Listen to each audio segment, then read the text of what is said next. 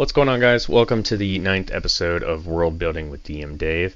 In our last episode, I realized that I kind of made a mistake. I had started building this dungeon, this Dyson Mega Delve Grimlock tunnels, but I failed to figure out the hows and whys of this. Partly it's because I kind of had an idea in my head what I wanted to do in the first place, but I realized that I skipped a step, so I'm going to go back and actually work on that.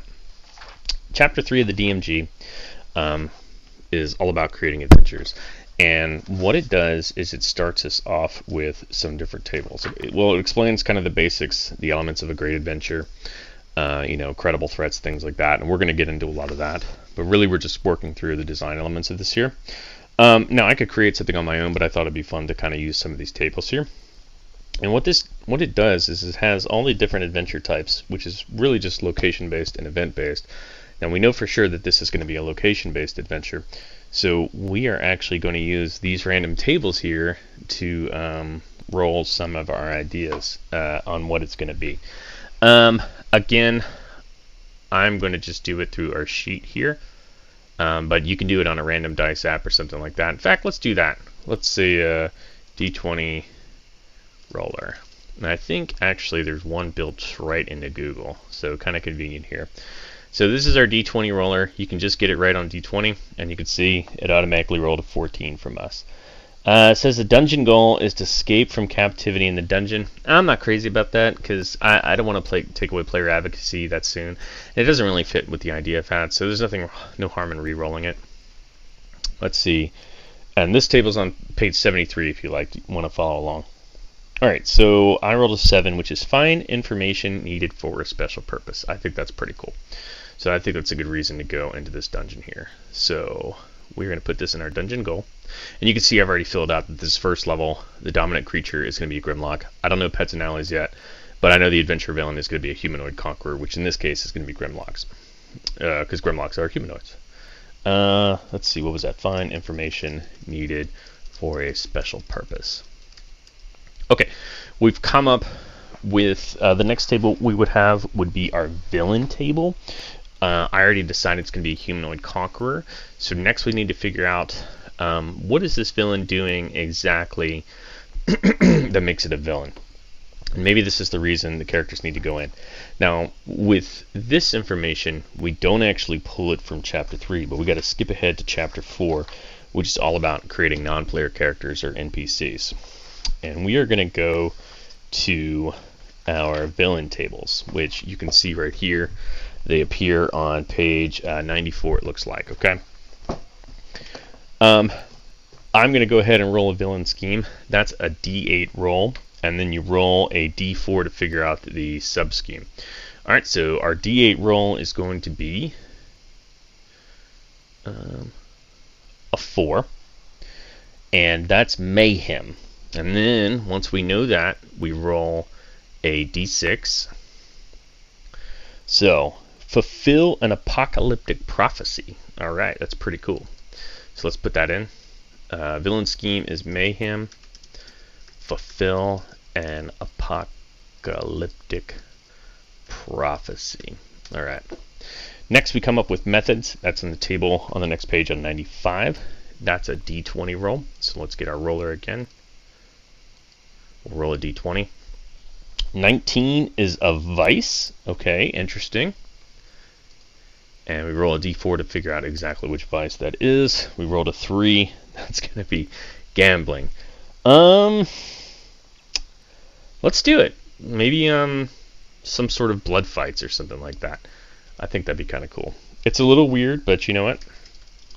Sometimes D&D is a little weird. Alright, so vice is going to be gambling. So we figured out that our humanoid conqueror, whoever is the Grimlock leading this dungeon, is creating mayhem through fulfilling an apocalyptic prophecy, and he's doing it through the vice of gambling. I guess we're going to have to figure out what that means.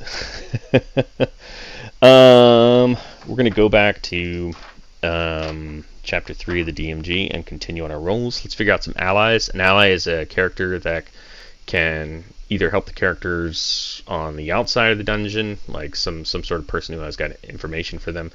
Now they're not the person that sets them on their course. That's the patron, which we'll pick up next. But allies are people that can help them. They could be someone captured in the dungeon, something like that adds a little bit more flavor and character to the world, and really helps paint the picture that not everybody run by the dungeon master is a bad guy. For the allies table, we got to roll a d12. So we'll go back to our d20 roller and roll a d12. And that kind of gives us a raving lunatic. All right, now that's amazing. Okay, cool. So we got a raving lunatic. That's an ally. Now we could do more allies if we wanted, but I think I'm just going to stick with the one. This is a pretty short little trip through a 2-level dungeon. Our adventure patron, this is the person who sets the players on their mission. And that's a d20 roll, so let's roll d20. We get a 10. That's a sage. Some sort of sage needs the characters to find important information, and they stumble upon some Grimlocks fulfilling an apocalyptic prophecy that has something to do with gambling. All right, next up is our adventure introduction. This is sort of the narrative hook that gets the characters involved. That is a d12 roll. We got a 10. An NPC the characters respects asks them to go to the adventure location. Okay, so that's pretty easy. Makes sense. Nothing really complicated there. An NPC the characters respect asks them to go to the adventure location. So obviously this is the sage asking for the information with the Grimlocks. And finally our climax. Let's get a good ending here for what happens in this particular adventure. The adventurers chase the villain while dodging obstacles designed to thwart them, leading to a final confrontation in or outside the villain's refuge. Okay, cool. So we've got a big mega delve here. Maybe the villain flees further into the mega delve. I think that would be kind of cool to say, hey, there's more beyond there. And this character, if they survive, could end up being the sort of the reoccurring bad guy. I think that'd be pretty cool. Adventurers chase the villain while dodging obstacles designed to thwart them, leading to a final confrontation of the villain's refuge. Alright, sweet. Make sure I spell everything at least mostly right for you. Never know that I'm a professional writer. That's what proofreaders are for. Okay. Let's word wrap all that. Make it look nice and pretty. There we go. Okay, so we have planned out our adventure for the most part here. The only thing left to do is our pet and allies. I think Grimlocks would probably work with things that... I don't know that they would work with things that are smarter than them, because they want to be in charge. But maybe we could give them some cool pets, like some Underdark creatures they can work with.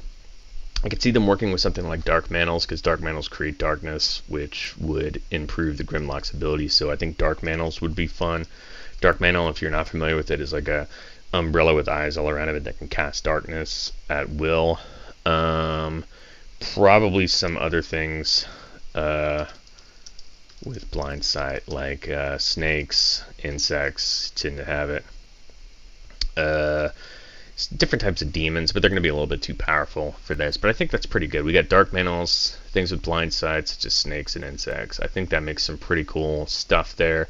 These are things that the Grimlocks can just kind of set in place as like different obstacles.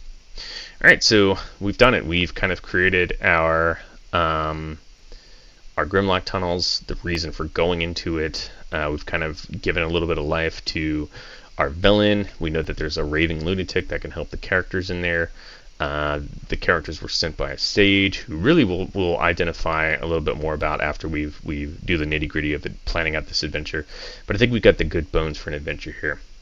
Our next episode, we're going to go back to encounter planning within the dungeon, now that we kind of understand what the story is supposed to be like, and build it out from there. So we will see you on the next episode big number 10. It's pretty exciting.